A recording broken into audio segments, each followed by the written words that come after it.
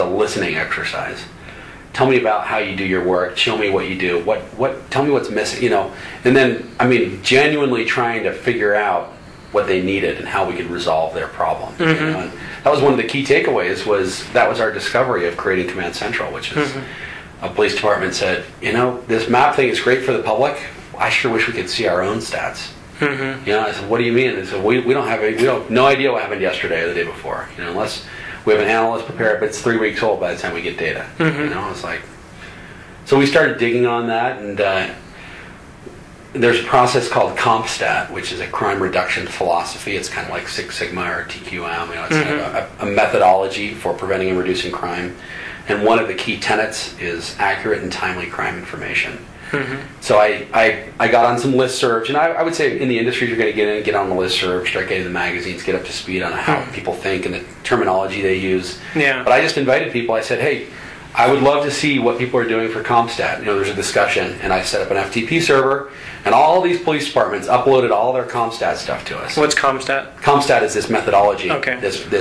And so they would show us these charts and graphs that they use to measure crime, and I was like, well, that makes it easy. Now we know where we're going to design our products and what they're looking for. But it's just genuinely asking, and really thinking about, taking the time to really, you kind of get that right. It's so very important, so.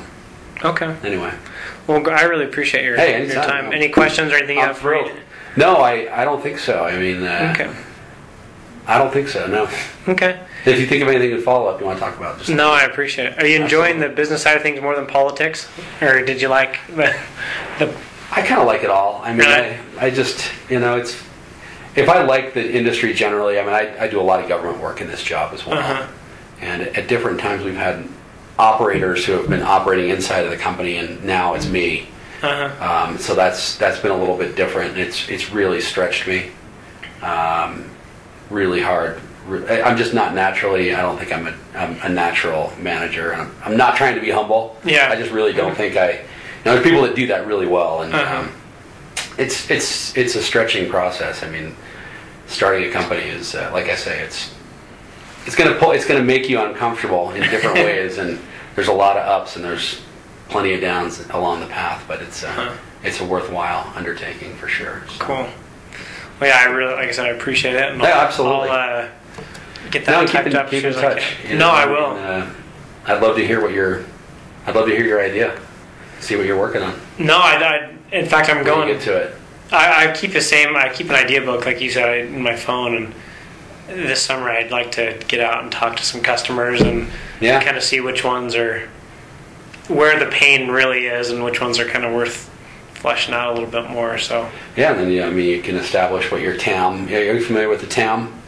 That acronym, Total Available Market. You heard that? So that's a common in the parlance. It's TAMs and SAMs, Served Available Market, Total Available Market, and just kind of think back.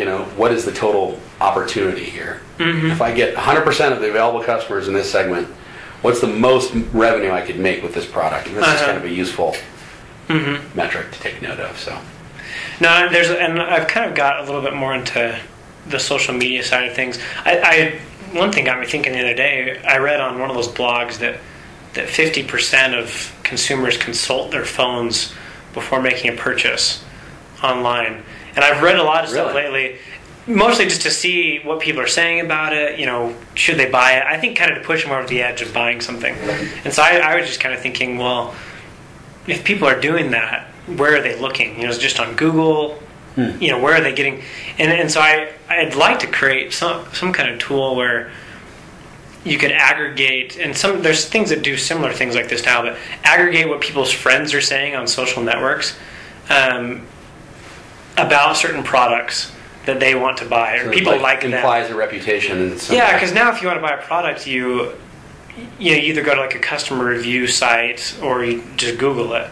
But it'd be nice if you had a more trustworthy source that would really kind of hit home more. So, if you could use like one of those barcode apps where you take a picture of a barcode and it sits in, maybe do that, and it has certain tags associated with the product that go up, find out what people like, what your friends are saying about it, or people who are in your demographic, and then it comes back and says, on this person's Twitter, I love this, it's the best pair of shoes I ever owned, or whatever. It'd be kind of cool if you could create a nice app like that. That's kind of interesting. So that's what I've been thinking about lately. So I'm gonna kind of explore that a little bit more and see how it goes. Who pays for it? How do you make money?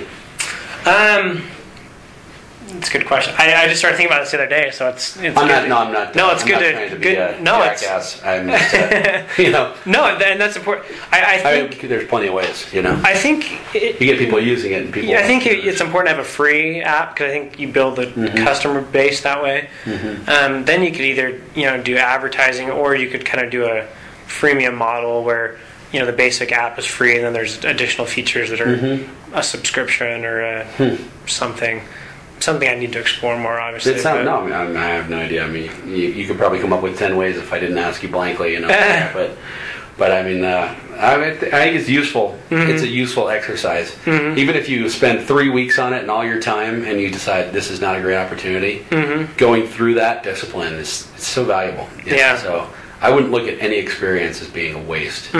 It's all going to contribute, So I think it's awesome. No, good advice. So. I don't know.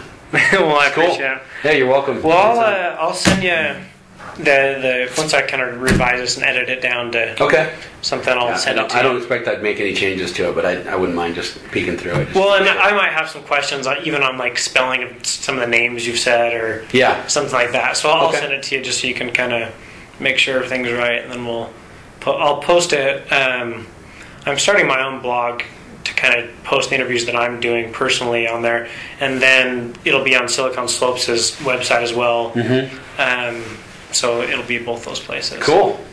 All right. Happy to do it. Yeah. Thanks so much. Thank I really appreciate it. Well,